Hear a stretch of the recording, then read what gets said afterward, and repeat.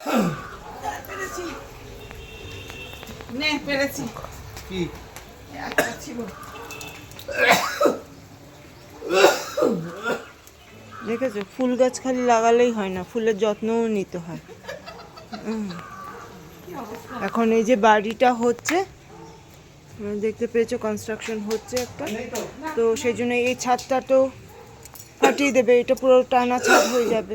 সেই জন্য এখানে যা ফুল গাছগুলো ছিল সব এখানে শিফট করা হয়ে গেল।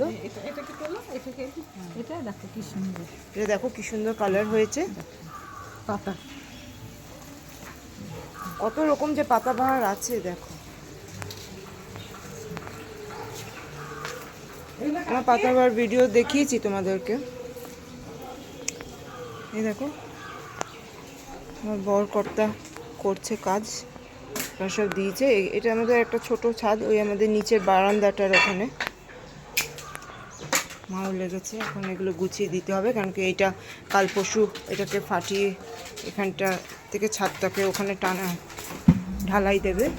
ঠিক আছে, প্যারাপিট ওয়াল হয়ে রয়েছে, ঢালাই দেবে বলে, এই পাঁচিলটা ফাটিয়ে দেবে বলে এই টবগুলো এখানে ছিল সব সরানো হলো। আমাদের বাড়িতে সিজন ফ্লাওয়ার অনেক লাগানো হয়, কিন্তু এবার সেভাবে আনা হয়নি, কেন কি এবার বাড়ির এই ধুলোবালিতে গাছগুলো মরে যায়, এনে মরে যা থেকে ভালো নাই আনা। যে কটা এনেছি সে কটা এখনও ফুল ফোটেনি, তো ফুটবে, তো আর না আনাটাই ভালো, কারণ ধুলোবালিতে গাছগুলো আমরা বাঁচিয়ে উঠাতে পারবো না।